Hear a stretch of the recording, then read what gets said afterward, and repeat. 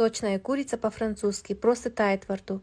Филе разрезаем на порционные кусочки, накрываем пищевой пленкой и слегка отбиваем. У кого-то сломался кухонный топорик. Посолим, посыпаем копченой паприкой. Пергаментный лист смазываем растительным маслом и выкладываем филе. А теперь в миску кладем отварные натертые яйца, помидоры, натираем чеснок, добавляем зелень, часть сыра, майонез, соль, перец и перемешаем. Выкладываем на филе, распределяем и посыпаем оставшимся сыром. Отправляем в разогретую до 200 градусов духовку минут 30. Получается очень вкусно, всем советую приготовить.